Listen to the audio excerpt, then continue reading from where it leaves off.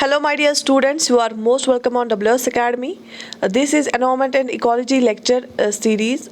So we have already done many topics like Ramsar Sites, Project Tiger and all that. तो आज का जो lecture है इसमें हम इम्पॉर्टेंट इंटरनेशनल एनवायरमेंटल एग्रीमेंट्स का पढ़ेंगे. हम गो थ्रो करेंगे. एक आपने ऑलरेडी पढ़े भी होंगे ये, तो हम एक जो है एक सारे जो ये एग्रीमेंट्स है, कन्वेंशंस है, इनको देखेंगे. और क्योंकि ज़्यादातर क्वेश्चंस ये आते हैं कि कौन सा कन्वेंशन कब एग्रीमेंट साइन हुआ और फोर्स में कब आया और किसके रिलेटेड है, तो ये सब कुछ हम देखेंगे. तो पहले हम लिस्ट देखेंगे और उसके बाद एक एक करके हम इनको अलग अलग से देखेंगे. So let's get started. तो यहाँ पे इस टेबल में देखें कि name of the conventions, agreements, treaties and the year of establishment. तो सबसे पहले आपको दिख रहा होगा रामसर कन्वेंशन. इसके बारे में हमने डिटेल्ड पढ़ा है. तो रामसर कन्वेंशन किस ईयर में हुआ था, साइन हुआ था 1971 में हुआ था रामसर कन्वेंशन. उसके बाद स्टॉकहोम कन्वेंशन कब हुआ, 2001 में. ठीक है, स्टॉकहोम कन्वेंशन जो हुआ है वो 2001 में हुआ. Right, moving to another one, ये सब आपने पढ़ा भी होगा. साइट्स, ये हम आगे अलग अलग पढ़ेंगे. हम साइट्स कब हुआ, 1973 में. ठीक है, साइट्स को साइन किया गया 1973 में. उसके बाद कन्वेंशन ऑन बायोलॉजिकल डाइवर्सिटी हुई थी 1992 में. बहुत ही ज़्यादा इंपॉर्टेंट है कि कन्वेंशन ऑन बायोलॉजिकल डाइवर्सिटी जो साइन हुआ था वो हुआ था 1992 में एस्टैब्लिशमेंट. ठीक है, उसके बाद है बोन कन्वेंशन. ये भी बहुत ही मशहूर है बोन कन्वेंशन. ये हुआ था 1979 में. उसके बाद अगर ओजोन लेयर की बात की जाए तो वीनिया कन्वेंशन हुआ था 1985 में. और इसी के साथ ही वीनिया कन्वेंशन के रिलेटेड ही एक और प्रोटोकॉल साइन हुआ था. वीनिया कन्वेंशन 1985 में साइन हुआ था और इसके साथ ही एक और प्रोटोकॉल साइन हुआ था, दैट इज़ मॉन्ट्रियल प्रोटोकॉल. बहुत ज़्यादा न्यूज़ में रहता है मॉन्ट्रियल प्रोटोकॉल, जो कि 1987 में साइन हुआ था. मॉन्ट्रियल प्रोटोकॉल के रिलेटेड ही क्योटो प्रोटोकॉल साइन हुआ और वो कब हुआ, 1997 में. ठीक है, 1997 में. बेसिकली 1992 में तीन चीज़ें इंपॉर्टेंट हुई थी जो कि हमने एक यहाँ पे पढ़ा, कन्वेंशन ऑन बायोलॉजिकल डाइवर्सिटी 1992 में. और इसके बाद UNFCCC United nations framework convention on climate change, UNFCCC. ठीक है, united nations framework convention on climate change, ये भी साइन हुआ उसी समिट में जो हमने इससे पहले वाला पढ़ा 1992 में. ठीक है, शाबाश. उसके बाद अगर देखेंगे रियो समिट हम इसी को बोलते हैं जहाँ पे वो दो कन्वेंशन साइन हुए. रियो समिट बेसिकली हुआ 1992 में. ठीक है, उसके बाद UNCCD, ठीक है, ये हुआ 1994 में. आगे हम इन डिटेल पढ़ेंगे. उसके बाद बेसल कन्वेंशन आता है. बेसल कन्वेंशन कब हुआ, 1989 में बेसल कन्वेंशन. ठीक है, 1989 में. बेसल बेसिकली दो टर्म्स आप देखोगे, एक इकोनॉमी रिलेटेड होती है, एक एनवायरमेंट रिलेटेड होती है. तो एनवायरमेंट वाला बेसल कन्वेंशन जो है वो 1989 में हुआ. उसके बाद अगर देखेंगे Cartagena protocol on biosafety, Cartagena protocol on biosafety जो साइन हुई वो 2000 में साइन हुई. ठीक है, उसके बाद UNREDD जो हुआ 2008 में आया. उसके बाद नगोया प्रोटोकॉल जो है, नगोया प्रोटोकॉल 2010 में जो है आ गई. राइट, उसके बाद अगर देखेंगे COP24 कॉन्फ्रेंस ऑफ पार्टीज 24 वो 2018 में हुई और कॉन्फ्रेंस ऑफ पार्टीज 2021 ये 2016 में हुई. ठीक है, 21-16 में हुई और 24-18 में. किगाली अमेंडमेंट हुआ था. ठीक है, ये एक अमेंडमेंट हुआ था, किगाली अमेंडमेंट हम इसको बोलते हैं. ये 2016 में हुआ किगाली अमेंडमेंट. ठीक है, उसके बाद मिनामाता कन्वेंशन हुआ 2013 में. बेसिकली मैं गो थ्रू इसलिए कर रही हूँ सो दैट कि आपको सारा कुछ रिकॉल हो जाए. उसके बाद हम अलग अलग से ये पढ़ेंगे. मिनामाता कन्वेंशन 2013 में हुआ और रोटरडैम कन्वेंशन 1998 में हुआ. और उसके बाद COP25 2019 में. राइट, अच्छा, तो अब हम we will go through a brief about the environmental convention. सबसे पहले आता है कौन सा, हमने इस लिस्ट में देखा रामसर कन्वेंशन. रामसर कन्वेंशन मैंने आपको रामसर साइट्स में भी पढ़ा है. जो रामसर कन्वेंशन है ये कौन सा कन्वेंशन है, ये कन्वेंशन ऑन वेटलैंड्स है. ठीक है, वेटलैंड्स पे जो कन्वेंशन साइन किया गया रामसर कन्वेंशन हम उसको बोलते हैं. क्यों, क्योंकि ये जब अडॉप्ट किया गया ईरान की एक सिटी में जिसका नाम रामसर था. और कब किया गया साइन, 1971 1971 में। तो रामसर कन्वेंशन बेसिकली एस्टैब्लिश किया गया, साइन किया गया 1971 में, और उसके बाद ये फोर्स में आया कब? 1975 में। ठीक है, 1975 में फोर्स में आया। मैंने आपको रिसेंटली पढ़ा है रामसर साइट्स के बारे में भी। ठीक है, तो रामसर कन्वेंशन कब साइन हुआ? 1971 में, राइट। इसके बाद दूसरा जो है स्टॉकहोम कन्वेंशन। स्टॉकहोम कन्वेंशन किसके रिलेटेड है? स्टॉकहोम कन्वेंशन है, एक सेकेंड, स्टॉकहोम कन्वेंशन ये है परसिस्टेंट ऑर्गेनिक पोल्यूटेंट्स, उनको हम POPs भी बोलते हैं, परसिस्टेंट ऑर्गेनिक पोल्यूटेंट्स को रोकने के लिए ये कन्वेंशन अडॉप्ट किया गया, और ये जो इसको हम स्टॉकहोम कन्वेंशन बोलते हैं। ठीक है, स्टॉकहोम कन्वेंशन जो है इसको अडॉप्ट किया गया 2001 में, और कहाँ पे अडॉप्ट किया गया? इसको जेनेवा स्विट्जरलैंड में अडॉप्ट किया गया। ठीक है, स्टॉकहोम कन्वेंशन को। तो फोर्स में कब आया? ये 2004 में फोर्स में आया। अगर आप सुनोगे ही बस इसको एक ही बार, इससे भी आपको 2-3 क्वेश्चंस ठीक हो जाएंगे एग्जाम में। उसके बाद है साइट्स। साइट्स की फुल फॉर्म क्या है? बेसिकली ये है convention on international trade in endangered species of wild फोना एंड फ्लोरा। जो हमारी वाइल्ड फोना है या फ्लोरा है, चाहे जो है एनिमल्स है, वाइल्ड एनिमल्स है या वाइल्ड प्लांट्स हैं, जो कि एंडेंजर्ड कैटेगरी में आते हैं, इनका जो इंटरनेशनल ट्रेड हुआ, इनके रिलेटेड जो कन्वेंशन होता है, इसको हम साइट्स बोलते हैं। इनको रोकथाम के लिए, जो इलीगल ट्रेड होता है इनमें, उसको रोकने के लिए एक कन्वेंशन बनाया गया साइट्स वाला। ठीक है, इसको अडॉप्ट तो किया गया 1963 में, लेकिन ये फोर्स में आया 1975 में। ठीक है, फोर्स में आना मतलब पर्टिकुलर कंप्लीटली इम्प्लीमेंट होना। ठीक, उसके बाद एक और देखेंगे convention on biological diversity, CBD, convention on biological diversity. ये कन्वेंशन ऑन बायोलॉजिकल डाइवर्सिटी क्या है? It is convention for conservation of biological diversity. तो जितनी भी हमारे पास बायोलॉजिकल डाइवर्सिटी है हमारे एनवायरनमेंट में, उसको कंजर्व करना। जो ये इंपॉर्टेंट इसलिए है CBD, आप ऐसे भी याद रख सकते हो, CBD या कन्वेंशन ऑन बायोलॉजिकल डाइवर्सिटी, इसको अडॉप्ट किया गया 1992 में, और ये फोर्स में आया 1993 में। जब रियो समिट हुआ ना 1992 में, उसी के साथ ही इसको भी अडॉप्ट किया गया, और ये फोर्स में आया 1993 में। उसके बाद आता है बोन कन्वेंशन। अब बोन कन्वेंशन क्या था? ये था convention on the conservation of migratory species, migratory species of wild animals. जो वाइल्ड एनिमल्स की माइग्रेटरी स्पीशीज होती है ना, जो माइग्रेट करती है, उनको एक जगह से दूसरी जगह, वेदर के बेसिस पे, क्लाइमेट के बेसिस पे, उनको कंजर्व करने का, उनको उनकी कंजर्वेशन के लिए जो कन्वेंशन है, उसका बोन कन्वेंशन। ठीक है, इसको अडॉप्ट किया गया 1979 में, लेकिन ये फोर्स में आया 1983 में, राइट। तो ये था bone convention for the conservation of migratory species. ठीक है, उसके बाद है वीनिया कन्वेंशन। वीनिया कन्वेंशन क्या है? It is convention for the protection of ozone layer. जब देखा गया कि ओजोन होल हो गया है, थिन हो गई है ओजोन लेयर, जब एंटार्क्टिका के बिल्कुल ऊपर देखा गया, तो उसके बाद फिर ये इकदाम उठाए गए। तो for the protection of ozone layer ये कन्वेंशन लाया गया, Vienna convention. It was adopted in 1985 and it came into force in 1988। तो Vienna convention was adopted in 1985 and it came into force in 1988, right. उसके बाद है Montreal protocol. Montreal protocol जो है important ये है, it's an international environment protocol on substances that deplete the ozone layer. देखो, जो वीनिया कन्वेंशन है ना, वीनिया कन्वेंशन बनाया गया था ओजोन लेयर को प्रोटेक्शन के लिए, लेकिन जो फिर मॉन्ट्रियल प्रोटोकॉल आई इसलिए कि ये एक एनवायरमेंटल प्रोटोकॉल आई उन चीज़ों को बैन करने के लिए जो ओजोन लेयर को डिप्लीट करते हैं, जो ओजोन लेयर को ख़त्म करते हैं। ठीक है, तो ये अडॉप्ट हुई 1987 में, वीनिया कन्वेंशन के बाद 2 साल बाद, और फोर्स में आई 1989 में। उसके बाद एक क्योटो प्रोटोकॉल। अब एक क्योटो प्रोटोकॉल क्या है? It's an international protocol to reduce green house gas emissions.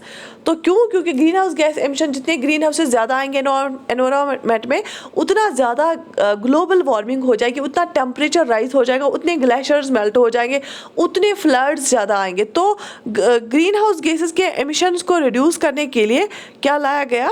Kyoto protocol लाया गया। क्योटो प्रोटोकॉल भी बहुत इंपॉर्टेंट है, ये आपको पता होना चाहिए। इसको अडॉप्ट किया गया 1997 में और ये फोर्स में आया 2005 में, राइट। यहाँ तक याद रहा आपको, शाबाश। उसके बाद united nations framework convention on climate change, UNFCCC, ठीक है। अब ये भी जो है ये international environmental treaty governing actions to combat climate change through adaptation mitigation efforts directed at control of emission of green house gases that cause global warming. जो UNFCCC है ना, UNFCCC, बेसिकली ये क्या है, ये भी एक इंटरनेशनल एनवायरमेंटल ट्रीटी है जो क्या चाहती है कि ग्रीन हाउस गैसेस कम इमिट हो, ग्रीन हाउस गैसेस का एमिशन कम हो। उससे क्या हो जाएगा, जब ग्रीन हाउस गैसेस का एमिशन कम हो जाएगा, ग्लोबल वार्मिंग जो है वो कम हो जाएगी या बंद हो जाएगी, ठीक है। तो सारे वो इकदाम उठाना, चाहे टेक्नोलॉजिकल हो चाहे कोई और रास्ता हो, वो सारे एडेप्टेशंस करना, वो सारे मिटिगेशन एफर्ट्स लाना जिससे ग्रीन हाउस गैसेस का एमिशन कंट्रोल हो। इसको भी UNFCCC जो है उसको भी अडॉप्ट किया गया था 1992 में, लेकिन ये फोर्स में आया 1994 में, राइट। यहाँ तक बात समझ आ गई। इसके बाद है रियो समिट। रियो समिट बहुत ही मशहूर है। रियो समिट हुआ 1992 में। ये बेसिकली यूनाइटेड नेशंस की एक कॉन्फ्रेंस थी, किस पे, एनवायरनमेंट एंड डेवलपमेंट। आपको पता है यूनाइटेड नेशंस की कॉन्फ्रेंस होती रहती है, लेकिन रियो जो है, रियो समिट क्यों मशहूर है, रियो समिट आपको याद रखना है 1992 में हुआ। ये इसलिए मशहूर है कि ये एक यूनाइटेड नेशंस की कॉन्फ्रेंस तो थी, लेकिन किस बात पे थी, एनवायरनमेंट और डेवलपमेंट पे। अगर हम डेवलपमेंट करते जा रहे हैं, उसके लिए हम फॉसिल फ्यूल्स का यूज़ करते हैं, उसके लिए हम बहुत सारे चीज़ों का यूज़ करते हैं जिससे कि जिससे कि ग्रीन हाउस गैस एमिशन होता है, और उससे इन टर्न क्या होता है, हीटिंग ऑफ अर्थ होती है, उससे ग्लोबल वार्मिंग हो जाती है, जिससे बहुत ज़्यादा नुकसान हो जाते हैं। ये हेल्ड हुआ कहाँ पे, 1992 में ईयर में। और रियो दी जेनेरो जो है ब्राज़ील की एक जगह है, रियो दी जेनेरो ब्राज़ील में ये जो है हेल्ड हुआ, ये यूनाइटेड नेशंस की कॉन्फ्रेंस। उसी को हम इसलिए हम इसको रियो समिट बोलते हैं, क्योंकि ये रियो दी जेनेरो में हुआ जो कि ब्राज़ील में है, 1992 में हुआ, इसको हम रियो समिट बोलते हैं। ये यूनाइटेड नेशंस की कॉन्फ्रेंस बेसिकली हुई, एनवायरनमेंट और डेवलपमेंट पे हुई, उसी को डिस्कस किया गया। उसके बाद UNCCD क्या है, राइट। UNCCD की फुल फॉर्म है united nations convention to combat desertification. वो क्या होता है, देखा गया है कि जो रेन डेफिसिट या वाटर सिक्योरिटी, पानी के कम होने की वजह से, बारिशें कम होने की वजह से क्या हुआ, कुछ एरियाज़ में बारिशें कम होती है, कुछ एरियाज़ में ज़्यादा होती है, लेकिन या जो सॉइल की फर्टिलिटी ख़त्म होने की वजह से, डिफॉरेस्टेशन ज़्यादा से ज़्यादा होने की वजह से क्या हुआ, ज़्यादा से ज़्यादा ज़मीन डेजर्ट बन रही है। ज़्यादा से ज़्यादा ज़मीन डेजर्ट इसलिए बन रही है कि वाटर स्कैर्सिटी है, वहाँ पे वाटर टेबल ख़त्म हो गया है, फर्टिलिटी ख़त्म हो गई है। तो UNCCD क्या है, ये एक यूनाइटेड नेशन का कन्वेंशन हुआ था टू कम्बैट डेजर्टिफिकेशन। इस डेजर्टिफिकेशन को कम करने के लिए कन्वेंशन हुआ था। It was adopted in 1994 and it came into force in 1996। इसके बाद है Basel convention. What is Basel convention? Basel convention is a convention on the control of transboundary movements of hazardous waste and their disposal. Basel convention जो है, basal भी एक जगह है। Basel convention क्यों हुआ? क्योंकि ट्रांसबाउंडरी मूवमेंट जो होता है ना, किसका, हैजर्डस वेस्ट्स और डिस्पोजल का। बेसिकली न्यूक्लियर वेस्ट जो होते हैं या इलेक्ट्रॉनिक्स वेस्ट या बहुत सारे कुछ टॉक्सिक वेस्ट्स होते हैं, तो क्या करती हैं कुछ कंट्रीज़, क्या करती हैं, दूसरी कंट्री में डालने की कोशिश करती हैं, उस पर कंट्रोल करना। ये कन्वेंशन इसीलिए लाया गया था। उस ट्रांसबाउंडरी मूवमेंट जो होता है ना, हैजर्डस वेस्ट और देयर डिस्पोजल, और हैजर्डस वेस्ट का ट्रांसबाउंडरी मूवमेंट होता है, और फिर वहाँ पर उसको डिस्पोज ऑफ किया जाता है दूसरी कंट्री में, उस पर कंट्रोल करना। क्योंकि बहुत सारी डेवलप्ड कंट्रीज़ भी देखी गई कि जो पुअर अफ्रीकन कंट्रीज़ है, वहाँ पे वो टॉक्सिक जो है वेस्ट अपना डिकैम्प करते थे, डिस्पोज करते थे। इसको अडॉप्ट किया गया 1989 में, लेकिन ये भी फोर्स में आया 1990, लेकिन ये फोर्स में कब आया, 1992 में, राइट। इसके बाद है कार्टेजिना प्रोटोकॉल। कार्टेजिना प्रोटोकॉल क्या है, आपको समझ आ रही है? आपने ये अलग अलग से टॉपिक्स पढ़े होंगे और ये रिवीजन के लिए मैंने लाया यहाँ पे। इवन आपको इसमें इतना ही याद, जेकेएसबी एग्जाम के लिए इतना ही याद रखना है, ठीक है। कार्टेजिना प्रोटोकॉल जो है ये एक इंटरनेशनल एनवायरमेंटल प्रोटोकॉल है on biosafety to the convention on biological diversity. तो ये भी किसके लिए है, जो बायोलॉजिकल डाइवर्सिटी हमारे पास है इसी बायोसेफ्टी के लिए, ठीक है, कि सारा कुछ सेफ रहे, हमारी जितनी भी डाइवर्सिटी है वो सेफ रहे। तो कार्टेजिना प्रोटोकॉल लाई गई, अडॉप्ट की गई 2000 में, और ये फोर्स में आई 2003 में, राइट, शाबाश। इसके बाद UN रेड क्या है, इसकी क्या फुल फॉर्म है? UN रेड की फुल फॉर्म है united nations programme on reducing emissions from desertification and forest degradation, ठीक है। तो बेसिकली UN रेड जो है ना, ये एक यूनाइटेड नेशन का प्रोग्राम है जो कि चाहते हैं डिफॉरेस्ट्रेशन कम हो और फॉरेस्ट डिग्रेडेशन कम हो। क्यों? अगर हम फॉरेस्ट्स में जितने भी पेड़ हैं उनको काटेंगे, ठीक है, बहुत सारे जो ट्राइब्स है, बहुत सारे लोग क्या करते हैं, वो पेड़ को काटते हैं, ज़्यादातर जो फॉरेस्ट के साइड्स पे पेड़ होते हैं, तो फिर वो अंदर अंदर फॉरेस्ट में पहुंच के वो साफ़ ही कर देते हैं उनको। उससे क्या होता है, फॉरेस्ट डिग्रेड हो जाते हैं। डिफॉरेस्टेशन से आपको पता है सॉइल इरोजन होता है, सॉइल की फर्टिलिटी खत्म हो जाती है, फॉरेस्ट्स कम हो जाएंगे, रेनफॉल कम हो जाएगा, ठीक है, ऑक्सीजन कंसंट्रेशन कम हो जाएगी और कार्बन डाइऑक्साइड एब्जॉर्ब कम होगा, इससे बहुत सारे नुकसान थे। इसलिए यूनाइटेड नेशन ने एक प्रोग्राम स्टार्ट किया था, UN REDD, united nation programme on reducing emissions from deforestation and forest degradation. तो ये कब क्रिएट किया गया? ये किया गया 2008 में क्रिएट, राइट, यहाँ तक समझ आया, ठीक है। एक चीज़ इंपॉर्टेंट आप सबके लिए, JKPSI की टेस्ट सीरीज़ की बहुत ज़्यादा डिमांड आ रही थी। JKPSI टेस्ट सीरीज़ हम कल से लॉन्च करेंगे। आप OWS अकेडमी की ऐप से जो है रजिस्टर करके उस पर ये कर सकते हैं, अपनी टेस्ट सीरीज़ मॉक टेस्ट दे सकते हैं, राइट। इसके बाद नगोया प्रोटोकॉल। नगोया प्रोटोकॉल क्या है? It is an international environment protocol and access to genetic resources and their fair and equitable sharing of benefits arising from their utilisation to the convention on biological diversity. Basically हमारी environment में बहुत सारे resources हैं, ठीक है, चाहे plants है, चाहे मेडिसिनल प्लांट्स है, चाहे वुड निकलता है उनसे, चाहे बाकी रिजनस, वैक्स, हनी, क्या क्या चीज़ें नहीं निकलती है, रबर, कुछ भी, बहुत सारी इसमें डाइवर्सिटी है और रिसोर्सेज हमारे पास बहुत ही ज़्यादा है, चाहे एनिमल्स बहुत ज़्यादा है, उनके जो प्रोडक्ट्स हमारे पास मिलते हैं। तो इसका फेयर एंड इक्विटेबल शेयरिंग हो बेनिफिट्स का, ठीक है, जितनी भी बायोलॉजिकल डाइवर्सिटी का बेनिफिट है वो हर एक को मिले, उसका जो है इक्विटेबल और फेयर जो है उसका शेयरिंग हो, डिस्ट्रीब्यूशन हो, ठीक है। तो बेसिकली ये प्रोटोकॉल है जो हमने कन्वेंशन ऑन बायोलॉजिकल डाइवर्सिटी लाया था 1992 में, उसी के लिए ये प्रोटोकॉल लाया गया कि जो हमारे पास बायोलॉजिकल डाइवर्सिटी है, एक तो हमें उसको प्रिजर्व करना है, लेकिन उसका fair and equitable sharing of benefits होना चाहिए, ठीक है। तो वो है नगोया प्रोटोकॉल, इसीलिए आया था। ये अडॉप्ट किया गया 2010 में और फोर्स में आया 2014 में, राइट।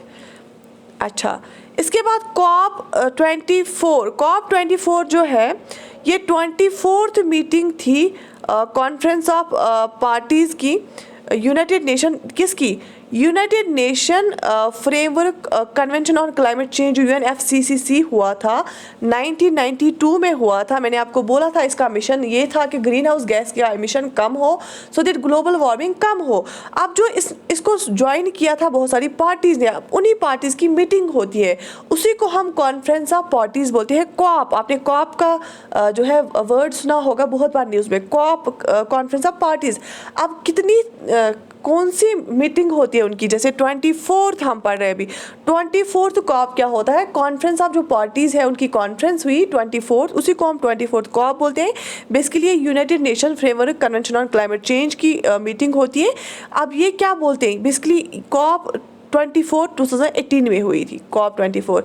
बेसिकली वहाँ पे ये डिस्कस किया जाता है कि जो हमारी प्री इंडस्ट्रियल लेवल जो है ग्रीन हाउस गैसेस कितने थे और अभी कितना एमिशन उनका हुआ और इनको कैसे और कम किया जाएगा, या कौन सबसे ज़्यादा कंट्रीब्यूट करता है, ठीक है।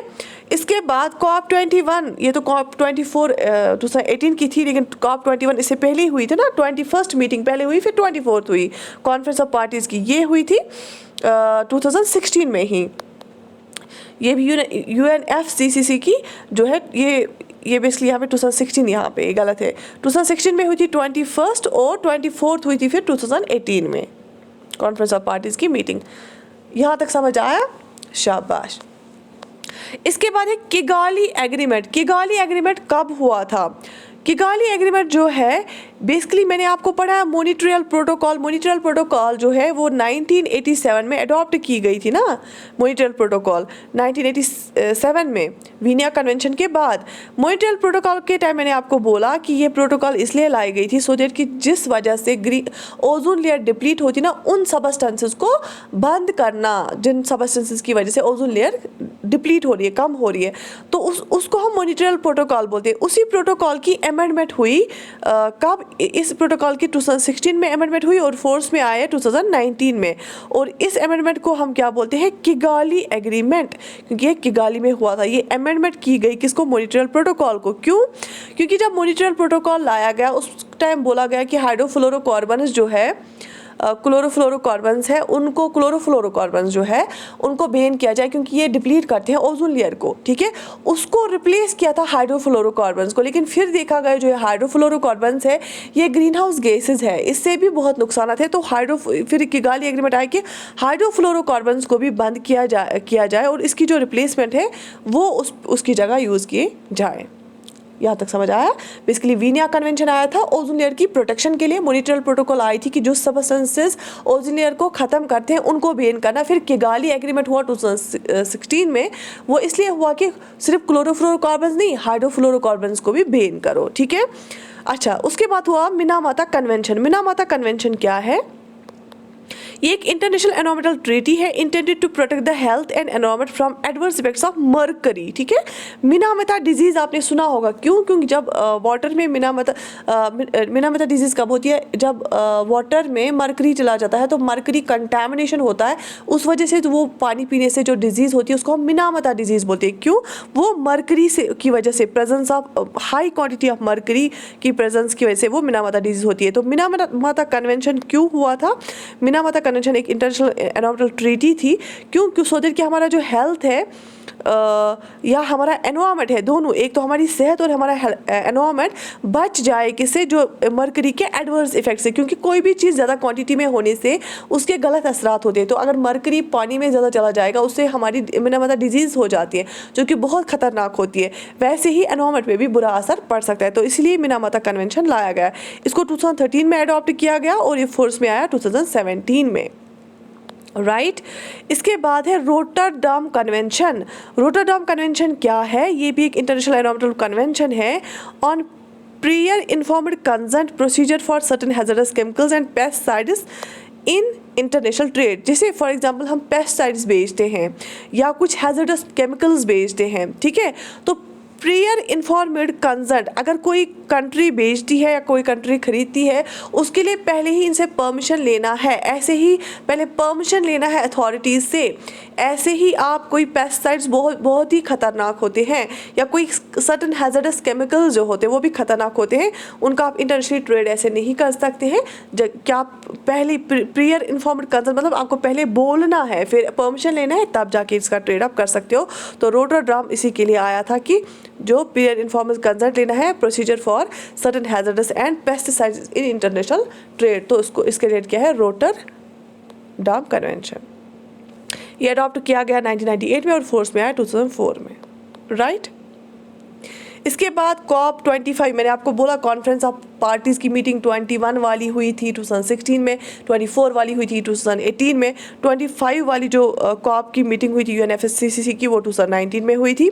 और आपको पता ही है 2019 के बाद ही कोविड स्टार्ट हुआ था। फिर कोविड की सालों में फिर वो मिल नहीं पाए कॉन्फ्रेंस में, फिर ऑनलाइन भी हुई थी। जो COP 26 है ना, COP 26 जो है ये स्कॉटलैंड में, ग्लासगो स्कॉटलैंड में हुई थी। ये क्वेश्चन आ सकता है क्योंकि ये रिसेंटली हुई, मतलब कुछ टाइम पहले। COP 26 ग्लासगो स्कॉटलैंड में हुई थी, यूनाइटेड किंगडम में।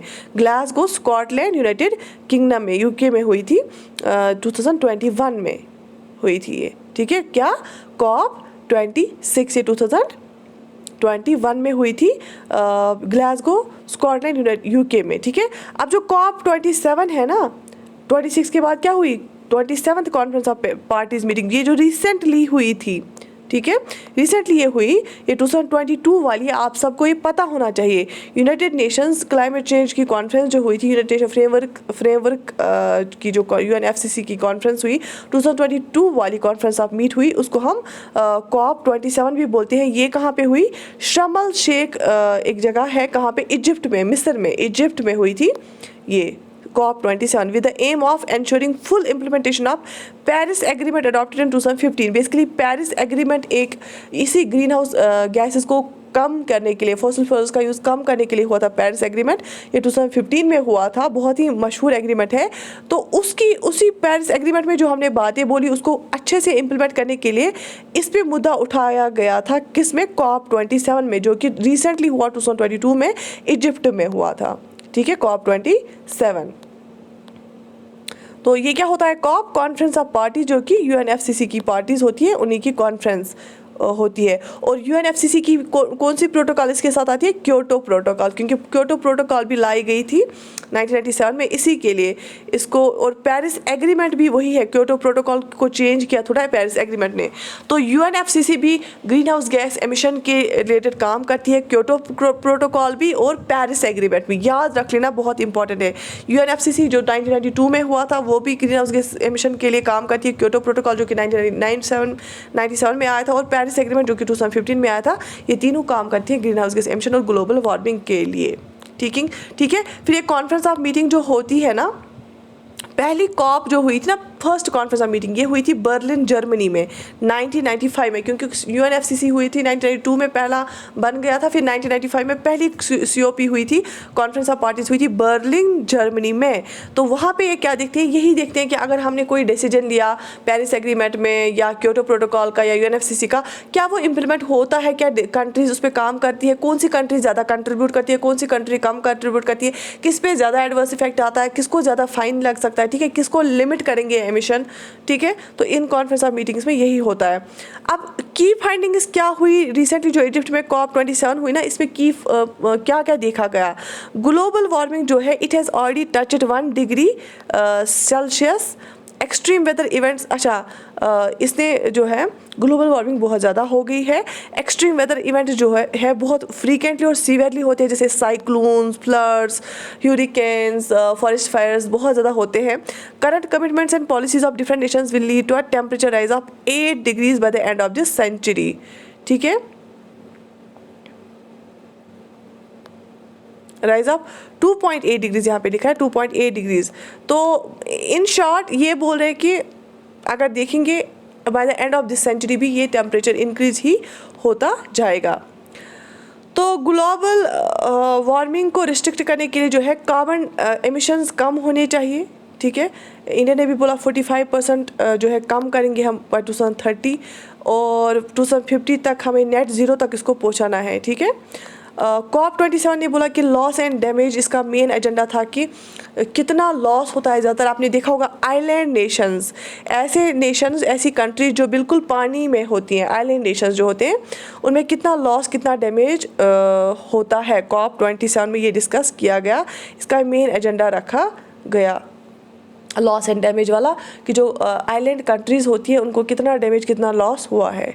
ठीक है, तो ये था पूरा इन जो कन्वेंशंस हुए हैं आज तक, इम्पोर्टेंट कन्वेंशंस, ऐसे मैंने आपको बोला मिनामाता कन्वेंशन है, क्योटो प्रोटोकॉल है, UNFCCC है, पेरिस एग्रीमेंट है, यावीनिया कन्वेंशन है, मॉनिट्रियल प्रोटोकॉल है, किगाली एग्रीमेंट है। तो ये सारे कुछ आपको पता होने चाहिए। अगर आपके सिलेबस में एनवायरमेंटल इकोलॉजी है, you should know everything about these. ठीक है, बस ये एक रिविजन था और बेसिक चीज़ें इसके रिलेटेड थी जो इंपॉर्टेंट है, मोस्ट इंपॉर्टेंट, जो एटलीस्ट आपको पता होनी चाहिए। तो अगर आप चाहते हैं कोई पर्टिकुलर टॉपिक पे कोई लेक्चर चाहते हैं यूट्यूब पे, तो आप कमेंट सेक्शन में लिख सकते हैं, और ये भी आप लिख सकते हैं कि कितना फ़ायदा हो रहा है आपको इन लेक्चर्स से। And yes, if you want to join our test series for JKPSI, you can join that tomorrow. We will provide you the link on WS Academy app. वो आपको गूगल स्टोर से डाउनलोड करनी पड़ेगी। या अगर कोई batch में आना चाहता है, VLW बैच या JKS वाले बैच में 2023 के लिए, क्योंकि नोटिफिकेशन भी आने वाली होगी इंशाल्लाह 1-2 महीने में, एंडिंग दिसंबर या जनवरी में आ जाएगी, तो आप वो ज्वाइन कर सकते हैं। उसके लिए आपको WS Academy की ऐप डाउनलोड करनी है गूगल स्टोर से, फिर वहाँ पर जाकर रजिस्टर करना है। बाकी I wish you all the best, take very good care of yourself. अल्लाह हाफिज़।